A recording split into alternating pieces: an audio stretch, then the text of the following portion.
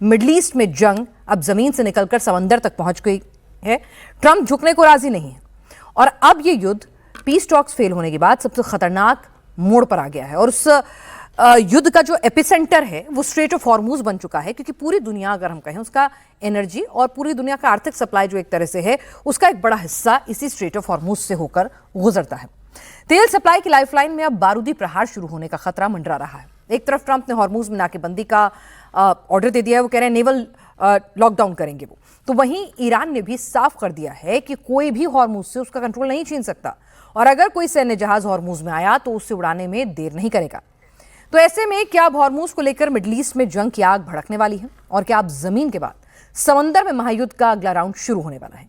इन सभी सवालों पर दुनिया भर के जो एक्सपर्ट्स हैं उनसे चर्चा करेंगे कि आखिर ये जंग कहां जाती हुई नजर आ रही है, और स्ट्रेट ऑफ हॉर्मूज अगर ऐसे ही और ज्यादा बंद रहा, पहले से ही एक धीरे धीरे अब जो क्वेश्चन था लोगों के पास, इकोनॉमीज के पास, देशों के पास भंडारिक को लेकर गैस तेल के, वो अब धीरे धीरे कम हो रहा है। तो ऐसे में उसका असर अब पूरी दुनिया पर और ज्यादा नजर आएगा, और जिसका असर इकोनॉमिक रिसेशन में नजर आएगा, और ये युद्ध कहां जाके रुकेगा। इन तमाम पहलुओं पर चर्चा करेंगे अपने खास मेहमानों से, लेकिन सबसे पहले रिपोर्ट देखिए। हॉर्मूज पर नाकाबंदी की तैयारी, अब होगी जंग सबसे विनाशकारी।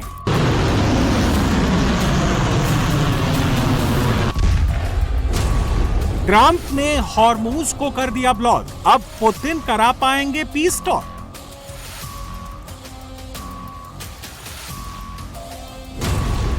समंदर में महायुद्ध का दूसरा राउंड, हॉर्मूज बनेगा नया बैटल ग्राउंड।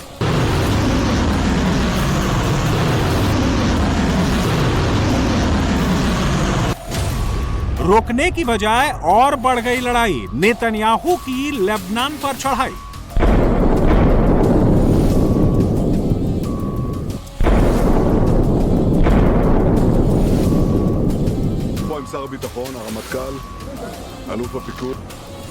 मिडिल ईस्ट में जमीन के बाद अब समंदर में जंगी बैटल शुरू होने वाली है। स्ट्रेट ऑफ हॉर्मूज अब युद्ध का सबसे खतरनाक मैदान बन चुका है।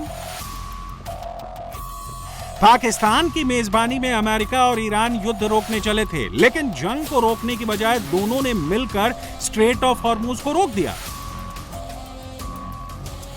इस्लामाबाद में शांति वार्ता फेल होने के बाद अब मिडिल ईस्ट जंग का फोकस हॉर्मूज पर आ गया। अमेरिका और ईरान दोनों ही इस पर कंट्रोल करने का ऐलान कर रहे हैं, जिसके बाद दोनों देशों के बीच में एक बार फिर टेंशन बढ़ गई है। अमेरिकी राष्ट्रपति डोनाल्ड ट्रंप ने तो हॉर्मूज की नाकेबंदी का ऑर्डर भी जारी कर दिया है। ट्रंप ने खुली धमकी दी है कि अगर हॉर्मूज से कोई भी जहाज गुजरा तो उसे उड़ा दिया जाएगा। भारतीय समयानुसार अमेरिकी सेना शाम 7:30 बजे से नाकेबंदी शुरू करेगी। ये नाकेबंदी उन सभी जहाजों पर लागू होगी जो हॉर्मूज के रास्ते से गुजर रहे होंगे। अमेरिका ने साफ किया है कि वो हॉर्मूज के अलावा किसी रूट के जहाजों को नहीं रोकेगा। ट्रंप ने दो टूक कह दिया है कि अब हॉर्मूज को अमेरिका कंट्रोल करेगा और वहां बिछी बारूदी सुरंगों को नष्ट किया जाएगा, क्योंकि ईरान ने अपना वादा पूरा नहीं किया है, इसलिए वो हॉर्मूज को लॉक करने जा रहे हैं। We have a blockade going into effect.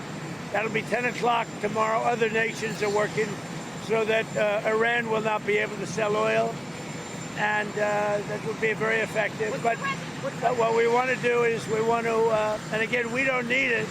What we notice and what we see and what I think is maybe my idea, maybe not, I don't know. But there are many boats heading toward our country to fill up with oil and then go and take it. Trump के इस धमकी का असर भी दिखने लगा है, क्योंकि ट्रंप के इस बयान के बाद हॉर्मूज जा रहे 2 पाकिस्तानी टैंकर वापस लौट गए हैं। ट्रंप हॉर्मूज में नाकेबंदी के जरिए ईरान की घेराबंदी कर रहे हैं, जिससे वो ईरान को अपनी शर्तों के आगे झुका सकें। लेकिन ईरान ने अमेरिका के इस कदम को सीज फायर का उल्लंघन बताया है। ईरान के रिवॉल्यूशनरी गार्ड्स ने दावा किया है कि हॉर्मूज पर अब भी उनका कंट्रोल है। IRGC ने हॉर्मूज में आने वाले किसी भी सैन्य जहाज के खिलाफ कड़े एक्शन की चेतावनी दी है। मोहम्मद बाकेर गालिबाफ ने नाकेबंदी से अमेरिका में पेट्रोल की कीमतें आसमान छूने की बात कही है।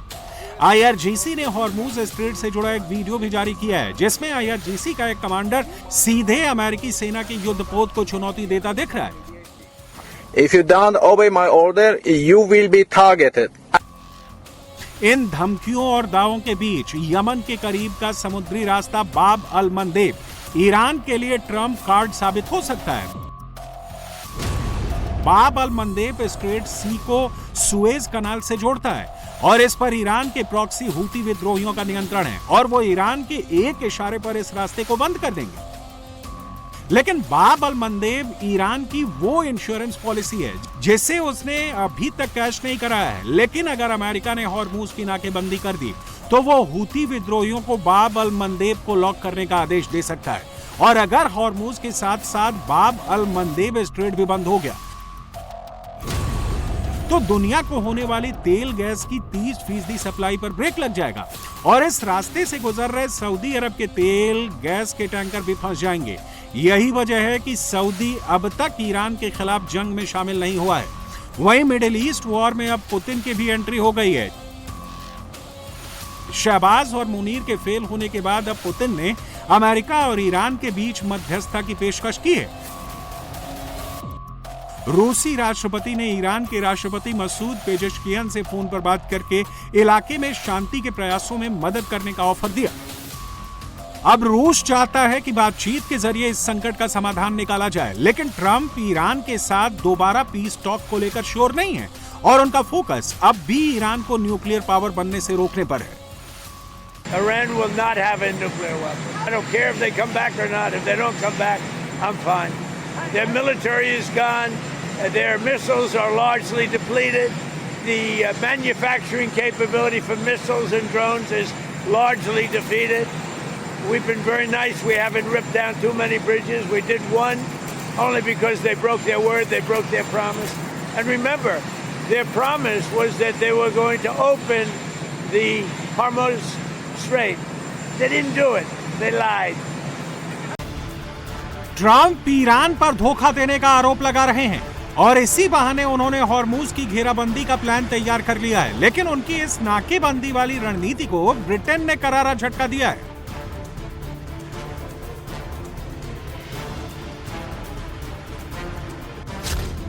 ब्रिटेन ने साफ कर दिया है कि वो अमेरिकी नाकाबंदी में शामिल नहीं होगा, क्योंकि वो स्ट्रेट ऑफ हॉर्मूज को खुला रखने के पक्ष में खड़ा है, जिसके लिए वो फ्रांस और अन्य देशों के साथ मिलकर गठबंधन बना रहा है।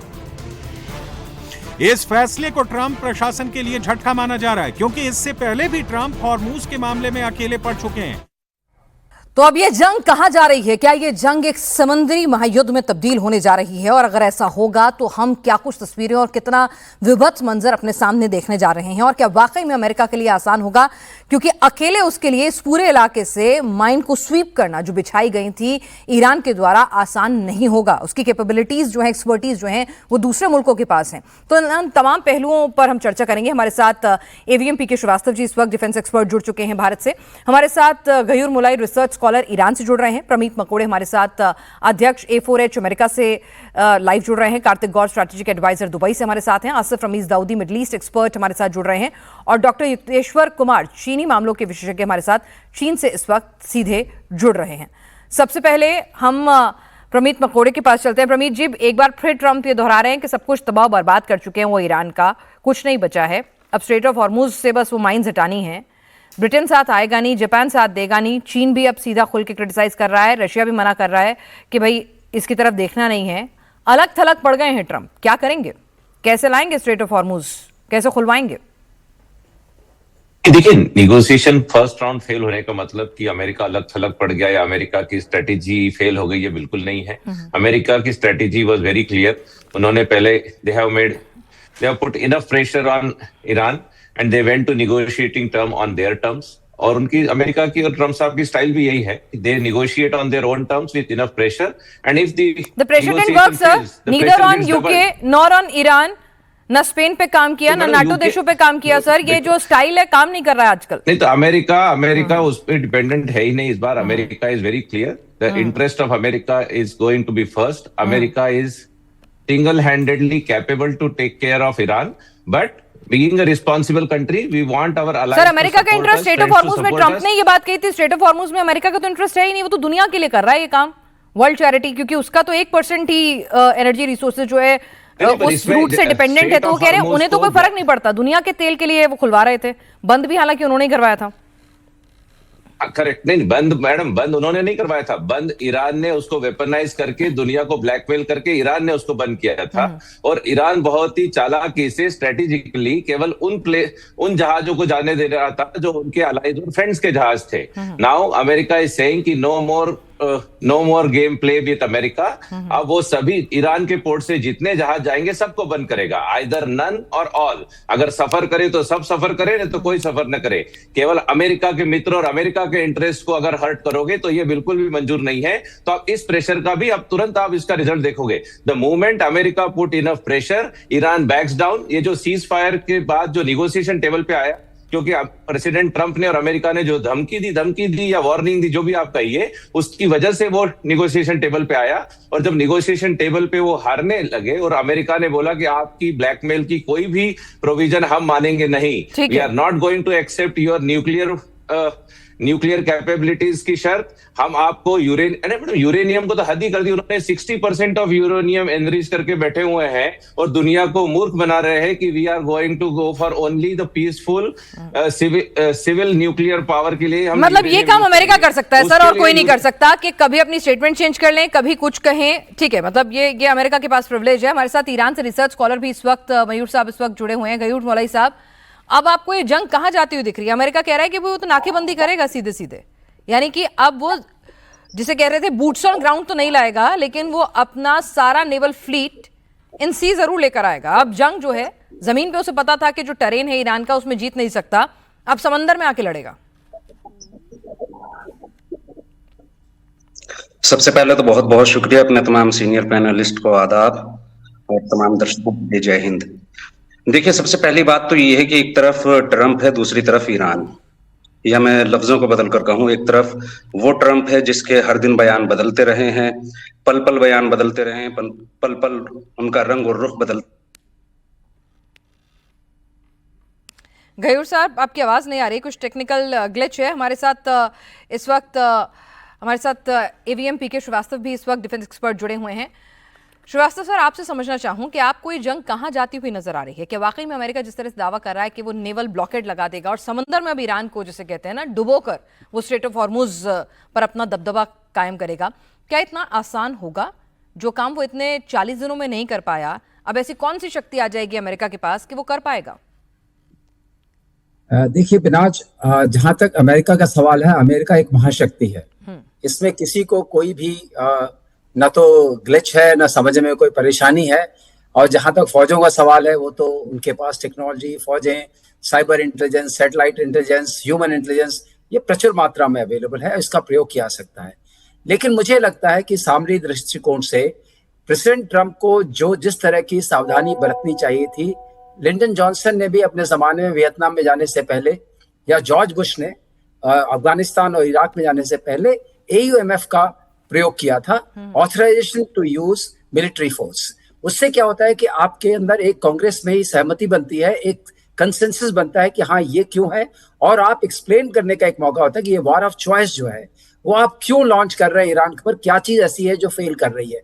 क्योंकि अगर आप देखिए, अटैक से पहले वार्ता चल रही थी, जून 25 में भी चल रही थी, तो ईरान के पास मिसट्रस्ट का बहुत बड़ा एक बैकग्राउंड है। अगर वो मिसट्रस्ट करता है तो उसमें कोई आप उसको दोष नहीं दे सकते। नहीं सर, और जहां तक सवाल है ब्लॉकेट का, हाँ, अब मैं आपके ब्लॉकेट वाली बात बताता हूँ। जहां तक ब्लॉकेट का सवाल है, ब्लॉकेट तो किया सकता है। अगर ईरान छोटी शक्ति स्ट्रेट ऑफ हार्मुज का ब्लॉकेट कर सकती है तो अमेरिका ब्लॉकेट कर सकता है। लेकिन क्या ब्लॉकेट करना अमेरिका का धर्म था या उनका कर्म था? नहीं, ये ब्लॉकेट तो कॉन्सिक्वेंस है वॉर का, ये कॉज नहीं था वॉर का। हार्मुज खुला हुआ था, 47 ईयर्स से खुला हुआ था, जबकि सैंक्शन था ईरान। तो उसको जो कॉन्सिक्वेंस हुआ है, जो अनइंटेंडेड कॉन्सिक्वेंस हुआ है ट्रंप के वॉर का, उसका उनको कोई ना कोई सोल्यूशन देना पड़ेगा। वो सोल्यूशन अगर आर्ट ऑफ डील में सिर्फ यही है कि हम धमकी देंगे, there are other ways to handle an international situation. क्यों एलाइज साथ नहीं दे रहे हैं? कि एलाइज को भी समझ में नहीं आ रहा है कि हम किस चीज में साथ दें, क्योंकि ये चीज इंटरनेशनल लॉज के खिलाफ है। अब बताइए, एक तरफ तो ईरान जो रोग कंट्री कहलाता है, वैसे हम उसको प्रचारित करते हैं, वो स्ट्रेट ऑफ हॉर्मुज को बंद करता है। अब एक महाशक्तिशाली देश जो प्राइड करता है कि हम डेमोक्रेसी लाते हैं, हम प्राइड करते हैं कि हम हर जगह पीस लाना चाहते हैं, वो अगर वही काम करे, two negatives don't make a positive. तो सर ये ठीक तो है, अपने ये आप यही को मैं आपसे international समझना laws चाह है। रही हूँ, मैं आपसे सामरिक लिहाज से समझ रही हूँ, मिलिट्री माइट के हिसाब से समझना चाहती हूँ कि अब हम क्या देखेंगे। अब ऐसे तो है नहीं कि अगर आप स्ट्रेट ऑफ हॉर्मुज पर अमेरिका अपना जंगी बेड़ा लेकर आएगा, वहां पर अपनी नेवल फ्लीट को लेकर आएगा, तो ईरान चुपचाप बैठा रहेगा। स्ट्रेट देखिए, ऑफ एक हॉर्मुज ऑप्शन के था। आसपास के जो 7 द्वीप हैं वो एक तरह से चक्रव्यूह का काम करते हैं, और बिल्कुल इसीलिए सही कह कहा रही हैं जाता है कि स्ट्रेट ऑफ हॉर्मुज को जीतना आसान नहीं है, क्योंकि वो अगर जो आप 7 जीतने की महाद्वीप हैं वो एक तरह से सुरक्षा कवच हैं, और अगर आपने उनको छेड़ा तो फिर आपका इंटरनेट कह लीजिए, आपकी जो समंदर के नीचे से केबल जा रही हैं, आप दूसरे रास्ते कह लीजिए, बहुत कॉम्प्लिकेटेड सिचुएशन है, इट्स नॉट इजी। बिल्कुल सही कह रही है पिनाज। एक चीज कहना चाहूंगा सामरिक दृष्टिकोण से, अगर ये आसान होता, अगर मान लीजिए आप लेसर टूम को, ग्रेटर टूम को और आबू मूसा को, लारक को, केसम को, हेंगम को अगर आप कंट्रोल कर पाते, तो आपको चाहिए ग्राउंड ऑपरेशंस। ग्राउंड ऑपरेशंस की सबसे बड़ी प्रॉब्लम यह है कि जिस तरह की वहां ज्योग्राफिकल टेरेन है, ईरान के अंदर की 51 to 52% जो है वो माउंटेनियस रेंज है और सॉल्टी सैंडेड एरिया है। वहां पर लॉजिस्टिक चेन को स्टैब्लिश करना किसी भी ऑक्यूपेशनल फोर्स के लिए बहुत मुश्किल होगा, अमेरिका के लिए मुश्किल होगा। और अगर उस ग्राउंड ऑपरेशंस को लॉन्च किया गया जो एक पहला माध्यम है, तो वहां पर अमेरिका बहुत लंबे समय के लिए फंस जाएगा। और मैं ये कहना नहीं चाहूंगा, लेकिन जिस तरीके से ह्यूमन लॉस ऑफ लाइफ होगी मिलिट्री यूनिफॉर्म लोगों की, वो अपने आप में एक आंकड़ा लगा के चलना पड़ेगा, इतना तो होगा ही। So there will be a blood cost to it. वो क्यों पे करना है, अमेरिकन जानना चाहेंगे कि why should we pay the blood हाँ, कॉस्ट। ये उनकी जंग नहीं थी, स्ट्रेट ऑफ हॉर्मुज पहले से खुला हुआ था, वहां से आपको सीधा सीधा आपके तरफ एनर्जी जो रिसोर्सेज हैं उस रूट से आपके आते भी नहीं है, तो फिर आपको उस लड़ाई में जाके पड़ना ही क्यों है, और क्यों बॉडी बैग्स अपने घर लाने हैं। और अगर आपको एक जंग में जाना भी है तो उसकी कॉस्टिंग होती है, इवैल्यूएशन होता है कि हाँ, इस जंग को जीतने के लिए हम इतना कुछ ताक पे लगा सकते हैं। तो क्या वो इवैल्यूएशन जो है वो ट्रंप के फेवर में जाता हो दिखता है? कार्तिक गौर साहब, जंग थमती हुई तो नजर नहीं आ रही है, जीसीसी कंट्रीज किसी तरह का कोई दबाव अमेरिका पर डाल रहे हैं क्या? जो आपका भी कुछ दिन पहले का स्टैंड था कि नहीं, वो कह रहे हैं कि भाई तलवार लटकती हुई मत छोड़ के जाओ, जो कुछ हो, जितना भी नुकसान हो, जितनी भी शहादतें हों, जितने भी बॉडी बैग्स घट जाएं, जितने भी अरबों खरबों डॉलर खर्च हो जाएं, अब की बार ईरान का खात्मा करना ही है। बिल्कुल, I stay with that stand. And in fact अभी अगर आपने रूमर्स भी सुने होंगे, I don't know how true it is, लेकिन द रूमर इज के Saudi also called up and told Trump not to stop, और rather trillions of dollar are going to America to ensure कि भैया this does not stop. And more और less मुझे लग रहा है माइंडसेट वही है जो मैंने आपको पहले भी बोला था कि भाई या तो हम छेड़ते नहीं, और अभी अगर छेड़ दिया है तो छोड़ेंगे नहीं। दो तलवार लटकती हुई does not make sense to the GCC countries at all. अच्छा, अभी ट्रंप ने ये जो अभी आज का स्टेप जो लिया है, वो जो मीम चल रही है एग्जैक्टली वैसा ही हुआ है। अगर आप कुछ खोल ना पाओ तो एंश्योर कि आप इतना टाइटली बंद कर दो कि वो खुल ही ना पाए। तो if Iran is not going to allow America's preferred vendor to cross, America ने वही स्टैंड लिया है कि I am not going to allow your preferred vendors to cross इधर। तो जो खाली जीसीसी का प्रॉब्लम था, now it has become actually a world problem. And sooner or later NATO को एक कॉल लेना पड़ेगा कि कब तक वो साइडलाइंस पे बैठेंगे, क्योंकि ये एक बहुत बड़ा वर्ल्ड प्रॉब्लम बन रहा है। It is not just about GCC. और वर्ल्ड प्रॉब्लम में अगर वर्ल्ड प्रॉब्लम की बात हो रही है तो चीन का तो सबसे बड़ा प्रॉब्लम बन रहा है। डॉक्टर इक्वेश्वर कुमार, अभी तक चीन जो है वो बैकडोर में बैठा हुआ था, पाकिस्तान को वो आगे कर रहा था, और चीन पूरी तरह से सपोर्ट भी कर रहा है ईरान का। ये पूरी दुनिया जानती है, चीन और रूस के सपोर्ट के बिना मुमकिन नहीं है। लेकिन अगर ये नेवल ब्लॉकेड ट्रंप की तरफ से किया जाता है, वहां पर फ्लीट आती है और उनकी कुछ मदद उनके सहयोगी देश भी करते हैं, तो चीन को आज नहीं तो कल इस युद्ध में एक्टिवली उतरना होगा, और फिर ये जंग वर्ल्ड वॉर 3 की शक्ल ही अख्तियार करेगी। और क्या होगा? बिल्कुल आप सही कर रही हैं पिनाज जी, पर इस पूरे संकट को ठंडे दिमाग से देखें तो हम सब जानते हैं कि ये जो हॉर्मुज जल डमरू मध्य है, यह बड़ा ही इंपॉर्टेंट एक वैश्विक अर्थव्यवस्था की एक जुगलुअर वेन है। लगभग 20% या 5वां हिस्सा तेल इसी रास्ते से जाता है। और चीन का तो 80 से 90% सर। नहीं, मतलब चलिए, तो जो ये ईरान की जो मतलब चेतावनी अभी दे रहे हैं, अमेरिका का नाकाबंदी जो अभी 5:30 बजे या 7:30 बजे इंडिया टाइम से होगा, या 9 बजे हमारा जो रात का चाइना का टाइम से होगा, अभी तक चीन का जो रुख रहा है ये बड़ा शांत और निर्णायक रुख रहा है। वो हमें 21वीं सदी की कूटनीति का मुझे तो लगता है एक नया मॉडल दिखाता है। अब यहां टैंक और मिसाइल जितना महत्वपूर्ण है उतना ही महत्वपूर्ण टैंकर भी है, और चीन की भूमिका विशेष रूप से दिलचस्प है। अभी तक वो खुले तौर पर टकराव में नहीं है और हमेशा से बोलता आ रहा है कि हमें शांति से मामलों को सुलह करना है। लेकिन और हम ये भी जानते हैं कि चीन जो है उसके पास आज के डेट में सबसे ज्यादा ऑयल रिजर्व है। उसके पास 4 से 5 महीना तक अगर कुछ भी हो जाए उसके पास रिजर्व है, और 2/3 ऑफ एनर्जी जो है चीन का वो ऑयल पे डिपेंडेंट या गैस पे नहीं है। उनके पास में हाइड्रो पावर या सोलर पावर या जो रिसाइक्लेबल एनर्जी से है। पर फिर भी चूंकि चीन दुनिया का दूसरा सबसे बड़ा इकोनॉमी है और चूंकि चीन बहुत ज्यादा ऑयल ईरान से खरीदता भी है, तो इसलिए ईरान से तेल खरीदना जारी रखना वह पूरी संकट का एक इकोनॉमिक एंकर बना हुआ है, भले ही वह खुले तौर पे टकराव में नहीं है। तो वही तो पूछ रही हूँ सर, अगर ट्रंप अपना पूरा नेवल फ्लीट लेके आ जाएंगे स्ट्रेट ऑफ हॉर्मुज में, ट्रंप कह रहे हैं कि भाई अभी ईरान चीन के जहाज निकलने देता है, भारत के जहाज निकलने दे रहा है, जिन देशों ने न्यूट्रल रुख अपनाया है या फिर ईरान का साथ दिया है वो उनके साथ वो कह रहा है कि ठीक है आप भी पास कीजिए, लेकिन ट्रंप कह रहे हैं कि नहीं, मेरे नहीं तो तुम्हारे भी नहीं, टिट फॉर टैट।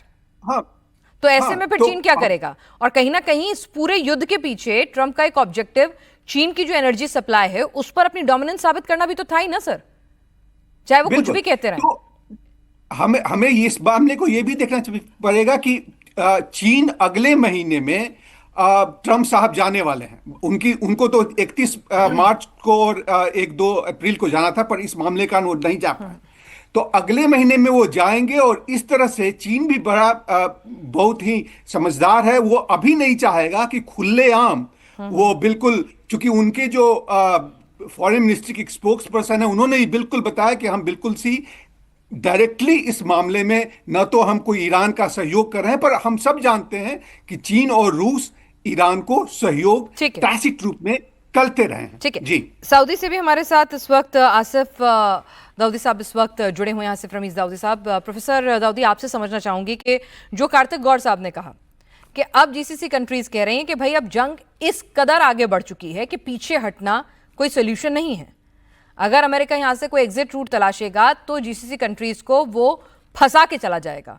वो कह रहे हैं पैसे हमसे ले लीजिए पर अब इस लड़ाई को आर पार तक पहुंचाइए। आपको भी यही लगता है कि अब ये जंग यहां रुकने वाली नहीं है, ये और ज्यादा अग्रेसिव होगी, भले ही बूट्स ऑन ग्राउंड ना आए लेकिन समंदर में तो महायुद्ध होने वाला है? सर एक बार अपने आप को अनम्यूट कर लें।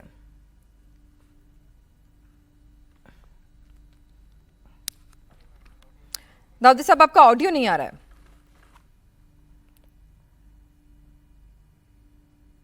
चलिए मैं आपके पास लौटूंगी दोबारा। प्रमीत मुखर्जी साहब जरा ये समझा दीजिए, अब जिस तरह से हमारे तमाम पैनलिस्ट को आपने सुना भी होगा, कि आपको क्या लगता है अमेरिका अब इस जंग को कहां तक ले जाएगा? ट्रंप धमकी तो बहुत दे रहे हैं, डेडलाइंस तो दे रहे हैं और खुद अपनी डेडलाइंस रिवाइज कर रहे हैं, तो ट्रंप की बातों पे भी भरोसा नहीं होता, क्योंकि जिस तरह से वो अपनी डेडलाइन रिवाइज करते हैं लगता है कि भाई एग्जिट रूट तलाश रहे हैं, लेकिन अब हिंदुस्तान के समय अनुसार तो बमुश्किल घंटा भर बचा है।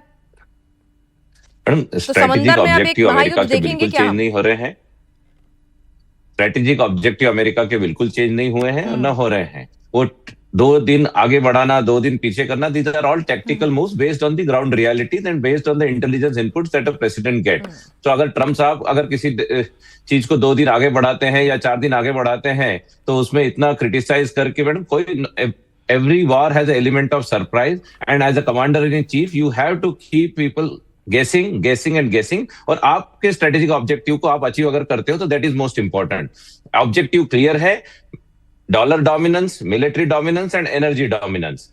Another objective set of objectives is no nuclear for Iran, no enriched uranium with Iran, then regime change and no ballistic missile capabilities. ये 5-6 स्ट्रेटेजिक ऑब्जेक्टिव्स की कॉस्टिंग क्या होगी सर? निश्चित रूप से बिल्कुल प्रमीत मुखर्जी साहब, ऑब्जेक्टिव चेंज भी हो जाते हैं ट्रंप साहब के। स्ट्रेट ऑफ हॉर्मुज खुलवाना कभी ऑब्जेक्टिव नहीं था, वो भी ऑब्जेक्टिव आ गया है।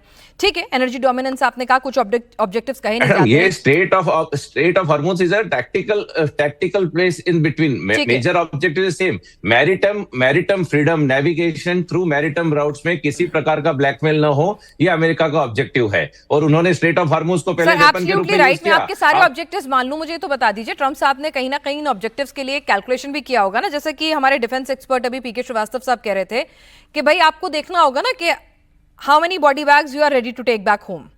कुछ जंग ऐसी होती है जब हमें पता है कि स्ट्रेट ऑफ हॉर्मुज की जो ज्योग्राफिकल सिचुएशन है तो मैडम, वो जिसके ऐसी है पास- जिसके कि वहां पास पर अगर air आप जाएंगे तो capability- कैजुअलिटीज होंगी ही होंगी। मतलब उसमें आप तो- चाहे कितनी भी सुपर पावर हो, That's कितनी भी where the- बेस्टेस्ट फोर्स हो, आपको लॉस ऑफ लाइफ होगा ही होगा, ब्लड बाथ होगा ही होगा। तो लॉस ऑफ लाइफ के लिए अभी अमेरिका बिल्कुल वैसे भी रेडी नहीं रहता है, अभी भी रेडी नहीं है, and that's why America is using his military power in a very strategic manner by using technology to its best, by using naval force and air force to its best. Body bag तब आती है जब ground on troops on the ground होंगे। Troops off the ground अभी America का भेजने का कोई प्लान नहीं है। ठीक है धीरे सर, सर इसी का एक करेक्शन ले लूं क्योंकि अभी will be very careful, America will be extremely careful, because आपने जो बिल्कुल सही कहा, body bags will create lot of pressure internally and domestically, इसलिए उस ट्रूप्स ऑन द ग्राउंड का अभी प्लान जितना डिले हो सकता है ट्रूप्स उतना ऑन द delay ग्राउंड का अमेरिका प्लान नहीं है। तो सर जरा यहाँ पे डिफेंस एक्सपर्ट हैं, हमसे आपसे बेहतर वो समझ सकते हैं कि वॉर लाइक सिचुएशन में क्या होता है। P K Srivastava sir, strait of Hormuz 7 छोटे छोटे द्वीप जो कि मिलिट्री माइट से लेस हैं, वहां पर उनके मिसाइलों के भंडार हैं, उनकी जो इंफॉर्मेशन वॉरफेयर के लिए तमाम संचार साधन सब अलग अलग द्वीप पे अलग अलग सामरिक लिहाज से जो कैपेबिलिटीज हैं वो तैनात हैं।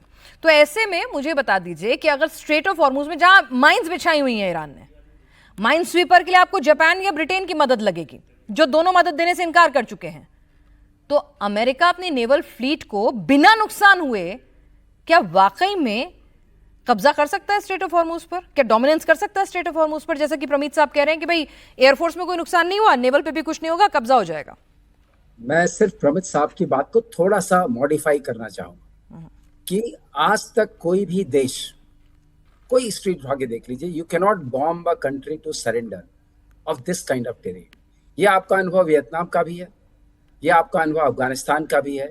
इराक एक अलग तरह का एक्सपीरियंस था, एक अलग तरह का अनुभव था। तो ये बहुत इम्पॉसिबल होता है, इसलिए तीनों फोर्सेस की जरूरत पड़ती है, ग्राउंड फोर्सेस की जरूर पड़ती है। और जो मेरीन कमांडोज आए, एक बात मैं और आपको और बता दूं, उनके नंबर्स इतने नहीं होती हैं।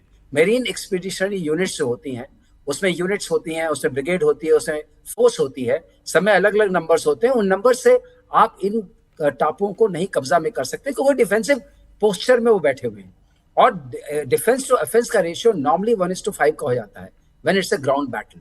तो it's lot of loss of life. So loss of life के लिए जरूर एक कैलकुलेशन करना पड़ता है। मैं वैसे आपसे कहूं, मैं विस्मित भी हूं और अचंभित भी हूं कि अगर ये एक सोची समझी रणनीति का हिस्सा था, जो बातें स्ट्रेटजी थी, टैक्टिकल चेंजेस होते हैं but not at the level of commander in chief and that too president of United States of America which is the most powerful country. What was their plan? अभी ऐसा लगता है अगर आप बाहर से बैठ के देखें कि the most powerful country is responding to whatever a very small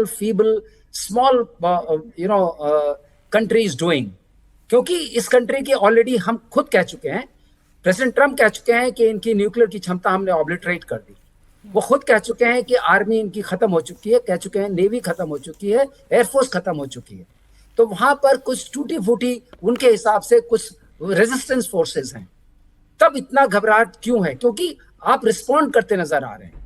एक ऑप्टिक्स भी होती है किसी कंडक्ट ऑफ वॉर की, वो कंडक्ट ऑफ वॉर जो है वो नहीं लग रहा है। It seems to be that Iran is having more control, because Iran के पास क्या है, एसिमेट्रिक पावर पे। एक चीज बता दूं आपके पास, यहाँ दुबई के भी हमारे एक एक्सपर्ट बैठे हुए हैं, सबसे खतरनाक चीज है जिसको हम लोग सबसे, because nobody denies that GCC is the centre of gravity of financial engine. अगर जीसीसी खत्म होता है हम सारे प्रभावित होते हैं, हम उसी से हम सब जो है प्रभावित हैं भी और बहुत बुरी तरह प्रभावित हैं। जीसीसी के सारी ये टारगेट जो है, petrochemical complexes, desalination plants, data centres और जितने भी इस तरह के वहां पे सुविधाएं हैं, वो सारी डिपेंडेंट हैं डिसैलिनेशन प्लांट पे और पेट्रोकेमिकल कॉम्प्लेक्सेस पे। वो जो आपने डॉलर की बात की, बिल्कुल सही की, पेट्रो डॉलर की जो मोनार्कीज हैं उनके ऊपर खतरा है।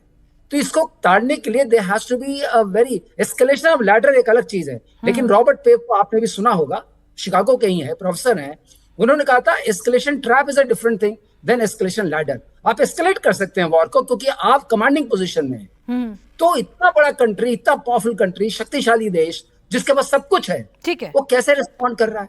ये तो बहुत अजीब सी चीज लग रही है, और उससे हम सब प्रभावित हैं और बुरे ठीक है, तरीके सब से प्रभावित हैं। लेकिन यहाँ पर अगर अमेरिका अपने आप को दिखा रहा है कि भाई उसकी कोई स्ट्रैटेजी थी, वो सरप्राइज एलिमेंट देखना चाह रहा है, 1 घंटा बचा है, देखते हैं क्या सरप्राइज एलिमेंट अभी बचा हुआ है, क्योंकि अभी तक तो यूटर्न मोड में अमेरिका ज्यादा नजर आ रहा है। सऊदी से हमारे साथ प्रोफेसर दाऊदी, आपका ऑडियो की दिक्कत थी, दोबारा आप एक बार जुड़ चुके हैं। प्रोफेसर दाऊदी, यहाँ पे कार्तिक गौर कह रहे हैं कि भाई नहीं, अब जीसीसी कंट्रीज भी कहती हैं कि आर या पार, बीच का कुछ भी नहीं। अमेरिका अगर जाना भी चाहे तो जीसीसी कंट्रीज कह रही हैं पैसा हमसे लो, लेकिन लड़ो और ईरान को खत्म करके ही जाओ। देखिए पिनाज जी, मुझे लगता है आपको आवाज आ रही होगी। जी, अब आ रही है। मैं इस पे इतना ही कहना चाहूंगा कि सबसे अहम चीज जो है, अभी हमारे दुबई वाले दोस्त ये भी कह रहे थे कि रूमर्स, मैं रूमर्स पे बिल्कुल विश्वास नहीं करता हूँ कभी भी। जो भी चीजें जेन्युइन होती हैं, डेटा जो मीडिया रिपोर्ट्स में आती हैं, उसके बेस पे बात करता हूँ। मुझे लगता है कि जो हालात, जो सिचुएशन अभी बनी इतने दिनों के अंदर, जिस तरह से यहाँ पे वॉर की सिचुएशन बनी, और जैसे हमारे डिफेंस एक्सपर्ट अभी बता रहे हैं कि कैसे जीसीसी कंट्रीज जो है एक फाइनेंशियल इंजन है, ऐसी सिचुएशन में एक जो सोच होती है, चाइना के एक हमारे दोस्त अभी कह रहे थे कि चाइना आगे साबित करने वाला है कि कैसे कूटनीति में वो एक नाम करेगा। उसी तरह से मैं कह रहा हूँ कि जीसीसी कंट्रीज और सऊदी अरब भी इस बात को साबित करेगा और कर रहा है कि कैसे ये कूटनीति में और कैसे अपने विजन को आगे करने में कामयाब होगा। इसलिए अभी ये कह रहे हैं कि चोट हमें बहुत ज्यादा लगेगी फाइनेंशियल, हमारे एक्सपर्ट खुद कह रहे हैं। अगर तो जीसीसी कंट्री सीधा वॉर में आ जाती, जो एक सोच मैं बताने की बार बार कोशिश करता हूं, इसका जो सीधा कुछ वक्त के लिए तो समझ में आता है कि इसका असर दिख रहा है, लेकिन आने वाले लॉन्ग टर्म में इसका बहुत बड़ा नुकसान होगा। लेकिन जब एक रेड लाइन क्रॉस हो जाती है, जब एक बर्दाश्त की हद जो है वो पार हो जाती है, फिर इंसान अपने लिए बहुत कुछ करता है, अपने बचाव के लिए, प्रोटेक्शन के लिए। अब इन तमाम सिचुएशन में देखें, हर कंट्री को अपना राइट है, वो अपने हिसाब से अपने फ्रेंड्स बना रहा है, अपने हिसाब से अपनी पूरी सिक्योरिटी और रीजनल एस्केलेशन नहीं हो या रीजनल पीस बनी रहे, उस पर काम कर रहा है। अब सऊदी अरब के अंदर चाहे आप देखें कि पाकिस्तान के साथ एक एग्रीमेंट हुआ है, चाहे ये अमेरिका के साथ कर रहे हैं, चाहे कल को भारत के साथ कर ले, ये कुछ भी करे, ये सारी दुनिया को मालूम है कि जीसीसी कंट्रीज खुद की रक्षा करने में सक्षम नहीं है, वो अमेरिका पर डिपेंडेंट है, ये सारी दुनिया जानती है। कहा जा रहा है इस युद्ध के बाद तो उन्हें होश आएगा कि ठीक है, आपको जरा तेल ही तेल नहीं खेलना है, बल्कि आपके साथ खेलना हो जाए, इसके लिए आपको हथियार भी खरीदने हैं। अमेरिका पर इतना ज्यादा ओवर डिपेंडेंट होने की जरूरत नहीं है। तो ये जीसीसी कंट्रीज को भी समझ में आएगा और उन्हें भी समझ में आ रहा है कि ईरान ने अगर इतनी मिसाइलें बना ली है, इतनी शक्ति बना ली है, तो अगर अमेरिका यहाँ पे छोड़ के चला गया तो जीसीसी कंट्रीज का क्या हश्र होगा, ये वो खूब जानती हैं, और इसीलिए वो चाहती हैं कि अमेरिका छोड़ के ना जाए। जी जी, इसमें कोई शक नहीं है, और इसके लिए पूरी जीसीसी कंट्रीज अपने हिसाब से अब काम भी कर रही है, और एक सबक आमोज तो एक चीज है। इसीलिए आप देखें कि ये तमाम जो एक डिप्लोमेटिक रिलेशन, डिफेंस रिलेशन पूरी दुनिया के साथ अलग अलग उन कंट्रीज के साथ बातों का होना, एग्रीमेंट्स का बनना और आगे की तैयारियों का होना, ये बिल्कुल इन चीजों को अलर्ट करता है। और जीसीसी कंट्रीज आने वाले दिनों में पूरी तरह से अपनी प्रोटेक्शन के लिए, जिसके साथ भी उसका अलाइनमेंट अच्छा हो सकता है, उसके नेशनल इंटरेस्ट के लिए वो जरूर उसको करेगा, और एक रेड लाइन क्रॉस होगी तो चीजें और ज्यादा आगे बढ़। प्रमीत साहब, जीसीसी कंट्रीज का भी दबाव है कि भाई फंडिंग आप हमसे लीजिए, आपको हमारी सुरक्षा करने के लिए हमने बेस बनाने के लिए पैसा दिया है, और अब आपकी जिम्मेदारी बनती है कि आप हमारी सुरक्षा करें। आपके पास मैं आऊंगी क्योंकि बहुत देर से गयूर साहब हमसे जुड़ नहीं पा रहे हैं, अब शायद उनका कनेक्शन फिर से स्थापित हुआ है। गयूर मौलाई साहब, ईरान जिस तरह से डैमेज हो रहा है, उसके बावजूद भी वो कह रहा है कि अब खोने के लिए बहुत कुछ बचा नहीं है, यहां से कुछ पाया ही जा सकता है, तो जितना आप प्रेशर बना सकते हो उतना बनाओ। और अमेरिका भी कम से कम ट्रंप साहब की बातों में तो वो आर या पार की लड़ाई के मूड में आ गए हैं। तो आपकी समझ, वहां पर लोकल इनपुट, ईरान की जो तैयारियां हैं, क्या वाकई में समंदर के अंदर हम एक बड़ी जंग देख रहे हैं अगले कुछ घंटों में? देखिए, सबसे पहली बात तो मैं बताता चलूं, ईरान जिस तरीके से डैमेज हो रहा है, ईरान कितना डैमेज हो रहा है, इस बात को ईरान में रहने वाला बहुत अच्छी तरीके से समझ सकता है। हमारे यहाँ मीडिया में एक नैरेटिव ये खड़ा जा रहा है कि तेहरान को गज्जा बना दिया गया। मैं आपको बताऊं, मैं कल ही तेहरान में अक्सर इलाकों में घूमा, जिस तरीके का बवंडर और जिस तरीके का नैरेटिव बनाया जा रहा है, ऐसी कोई बात नहीं है। हाँ, नुकसान हुआ है, जंग है, बमबारी हो रही है, तो बहरसान भी होगा। बात रही है कि आगे को होगा क्या, ये बात हमें चाहिए कि हम ट्रंप की हरकतों पर, उसकी बातों पर नजर रखें तो समझ में आएगा कि क्या हो सकता है। अब तक ट्रंप ने कैसे कैसे दावे किए, क्या क्या कहते रहे और क्या क्या सच्चाई है, क्या नहीं है, ये बात पूरी दुनिया जान रही है। वही हुर्मुज जिसे अब ट्रंप सीज करने की बात कह रहे हैं, ब्लॉक करने की बात कह रहे हैं, उसी हुर्मुज को लेके पहले ट्रंप ने कहा था धमकी देते हुए ओपन द स्ट्रेट, फिर बाद में नाटो से गुहार लगाते हुए कहा कि भाई आओ हमारी मदद करो ताकि हम हुर्मुज को खोलें, फिर तीसरी बार झुंझलाकर कहा कि हमें हुर्मुज की कोई जरूरत ही नहीं है, हमारा यहाँ कोई हित नहीं है, कोई इंटरेस्ट नहीं है अमेरिका का। चौथी बार आकर ट्रंप गाली गलौज पर, और अब आखिर में आकर कह रहे हैं कि हम हुर्मुज को ब्लॉक करेंगे। कहीं ऐसा ना हो कि ट्रंप हुर्मुज को खुलवाने के चक्कर में जो अभी तक दावे थे अलग अलग, उस हुर्मुज को खुलवाने के नाम पर एक अलग रास्ता जिससे विश्व ऊर्जा बुरी तरीके से प्रभावित हो सकती है, बाबुल मंदब, कहीं उसे भी बंद ना करा दें। रही सच्चाई ये कि क्या ट्रंप हुर्मुज को वाकई बंद करा सकते हैं या नहीं करा सकते। देखिए, मैं अमेरिका की सैन्य शक्ति का इनकार नहीं करूंगा, लेकिन एक बात बहुत आसानी से समझ में आती है, अगर ट्रंप हुर्मुज की नाकाबंदी करते हैं, ईरान की नाकाबंदी करते हैं, तो प्रभावित होने वाले देशों में दो तरीके के लोग होंगे। एक देश वो होंगे, कुछ देश वो होंगे जो ट्रंप के विरोधी समझे जाते हैं, अमेरिका के विरोधी समझे जाते हैं, तो वहीं बहुत से देश ऐसे भी होंगे जो ट्रंप के दोस्त हैं। अगर बात विरोधियों की करें तो विरोधियों में सबसे पहला नाम आता है रूस और चीन का। तो ट्रंप की इतनी औकात नहीं है कि वो रूस और चीन को डायरेक्ट छेड़ सकें, सीधा पंगा ले सकें। अमेरिका ने अब तक सेकेंड वर्ल्ड वॉर के बाद जो जंगें लड़ी हैं वो कमजोर देशों से लड़ी हैं, असहाय देशों से लड़ी हैं। बराबर की है किसी ताकतवर देश के मुकाबले में अमेरिका ने कोई जंग नहीं लड़ी, और जिन कमजोर देशों के साथ भी अमेरिका ने जंगें लड़ी हैं, आप इतिहास को उठाइए देखिए तो अच्छी तरीके से मालूम होगा कि अमेरिका किसी भी युद्ध में विजेता की तरह या सम्मानजनक तरीके से रुखसत नहीं हुआ है, बल्कि अपमान सहकर निकला है, चाहे अफगानिस्तान हो, वियतनाम हो या फिर इराक हो। अब अगर ट्रंप हुर्मुज की नाकाबंदी भी करते हैं तो एक दस्ता जो एक किस्म होगी वो होगी विरोधी देशों की, जैसे चीन और रूस। मैंने बताया अमेरिका इन्हें छेड़ने की हिम्मत इसलिए नहीं कर सकता, मैं मिसाल फिर देता चलूं, अभी मुद्दतों से क्यूबा की नाकाबंदी की गई है, अमानवीय नाकाबंदी कर रखी है अमेरिका ने क्यूबा की, लेकिन अफसोस फिर होगा कि विश्व समुदाय आज भी चुप्पी साधे बैठा है अमेरिका की गुंडागर्दी और दादागिरी के सामने। प्रमीत साहब बहुत मुस्कुरा रहे हैं। प्रमीत साहब, भाई ईरान ने तो बता दिया, रूस ने इस नाकाबंदी को तोड़ते हुए क्यूबा के लिए अपने ऑयल टैंकर भेजे, लेकिन अमेरिका उसे टच नहीं कर सका।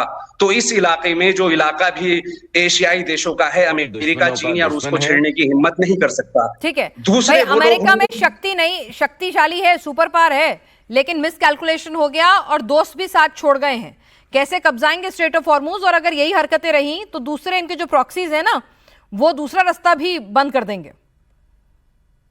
मैडम, अमेरिका जैसे अभी जीसीसी के हमारे कुछ मित्र ने कहा कि जीसीसी के देशों को परेशान होने की आवश्यकता नहीं है। अमेरिका दोस्तों का दोस्त है, दुश्मनों का दुश्मन है, और जो स्ट्रेटेजिक उसके अलाइज है और फ्रेंड्स है, वो लॉन्ग टर्म में अमेरिका उनकी सिक्योरिटी भी हेनरी किसिंगर ने जो कहा था वो भी सुन लीजिए। अमेरिका से दोस्ती जो है दुश्मनी से ज्यादा बुरी होती है, वो भी याद कर लीजिए सर। ज्यादा दोस्ती मत बताइए अमेरिका की। हाँ चलिए बात पूरी करें। मैडम, दोस्ती नहीं, दोस्ती में आप इजराइल ने देखा है अमेरिका की दोस्ती का नतीजा कि वो सिक्योर भी है, प्रॉस्परस भी हो रहा है और बिजनेस भी वहां फ्लरिश हो रहा है। सेम ताइवान में भी आपने देखा, छोटा सा देश है, चाइना ताइवान को दबा नहीं पा रहा है, और Taiwan has become economic power house in that area. पिछले 50 साल से जापान ने अमेरिका के साथ दोस्ती की, अमेरिका भी जापान भी फ्लरिश कर रहा है, इकोनॉमिक पावर हाउस है और सिक्योर है। साउथ कोरिया नॉर्थ कोरिया से बिल्कुल नहीं दब रहा है। अमेरिका खुद कितना फ्लरिश कर रहा है सर, आंकड़े अमेरिका के बहुत फेवर में नहीं है। अमेरिका की भी स्थिति देख लीजिए, अमेरिका की भी स्थिति ठीक है भाई, देखिए ठीक है सर, देखिए मरा हुआ हाथी भी 1.25 लाख का होता है, उसमें कोई दो राय नहीं है। जितनी बड़ी शक्ति अमेरिका है, चाहे साधन हो, संसाधन हो, इकोनॉमी हो, अमेरिका पर कितना कर्ज है, उसकी इकोनॉमी स्लो डाउन क्या हो रही है, वहां पर गैस के दाम, वहां पे तेल को ये सभी तो सब कुछ बढ़ रहा है सर। इस सभी इंडिकेटर्स को रहते लोगों ने कहा था कि डॉलर पूर्ण रूप से टूट जाएगा। जब क्राइसिस हुई, पिछले 40 दिनों की जो क्राइसिस थी, पूरी दुनिया ने देखा कि डॉलर कितना मजबूत होकर आगे हुआ है, because people believe in American currency, people believe in American dream. और आप ही के यहाँ पे रिलायंस इंडस्ट्री अब $300 बिलियन की वहां पर रिफाइनरी लगा रहा है, because America is safe, America is stable. And sir यही तो बात है कि अमेरिका खुद सेफ और स्टेबल रहता है। दुबई में पूछिए कार्तिक गौर साहब से, वहां पर कुछ स्टेबल नहीं है। सऊदी से हमारे साथ आसिफ रवीज दाऊदी साहब जुड़े, वहां कुछ स्टेबल नहीं है। सर दिक्कत तो यही है, आपके दोस्त यही तो कह रहे हैं कि अमेरिका स्टेबल रहता है, अमेरिका की जमीन पे कुछ नहीं होता है। अमेरिका की जमीन पे कुछ नहीं होता है, अमेरिका के दोस्त जो हैं वो बेचारे फंस जाते हैं। America believes in prevention is better than cure. America make sure that America mainland में आप सेफ हैं, सिक्योर हैं, हमारे बच्चे सेफ हैं, हमारी अगली जनरेशन सेफ है, इसलिए दुनिया अमेरिका की तरफ आती है, इसलिए दुनिया डॉलर को सलाम करती है। ठीक है, और उसी डॉलर का डीडॉलराइजेशन हो रहा था वो बर्दाश्त नहीं हो रहा था। ठीक है, एक क्लोजिंग रिमार्क यहाँ पर मैं एक बार फिर से हमारे डिफेंस एक्सपर्ट की तरफ आती हूँ, क्योंकि सारी दुनिया का एक ही सवाल है भाई, ट्रंप अपने बयान बदल लेते हैं, ईरान झुकने को तैयार नहीं होता है, एक आतंकवादी देश के अंदर, एक टेरर स्टेट के अंदर आप जाके पीस टॉक कराते हैं, तो उस पीस टॉक का नतीजा क्या निकलता है वो सारी दुनिया को पहले से पता होता है, एंटिसिपेट कर लिया जाता है। अब सवाल यही है, पूरी दुनिया का इंटरेस्ट यही है, नहीं अगर स्ट्रेट ऑफ हॉर्मूज नहीं होता, अगर एनर्जी सप्लाई चेन यहां पर ब्लॉक नहीं हो रही होती, तो दुनिया कहती कि ठीक है, रूस और यूक्रेन का जंग भी चल रहा है, आप भी लड़ते रहिए, कोई दिक्कत नहीं है, हम मैनेज करते रहेंगे अपनी जिंदगी जैसे पिछले 4 साल से कर रहे हैं। यहां पर सबके हित जुड़े हुए हैं। तो यहां पर पीके श्रीवास्तव साहब, क्या आपका जो अनुभव है, आपका जो असेसमेंट है, वाकई में ट्रंप एक ऐसा रिस्क लेंगे जहां पर पूरी की पूरी माइंस, सी माइंस वहां बिछी हुई हैं, एक एडवांटेज ईरान के पास है, उसके साथ द्वीपों पर पूरा सामरिक शक्ति है, स्ट्रेट ऑफ हॉर्मूज का चक्रव्यूह बनाने वाली, उस सब के बावजूद वाकई में क्या हेड ऑन समंदर के अंदर अमेरिका के पास इतनी ताकत है बिना अपने सहयोगियों के ईरान से लड़ने की?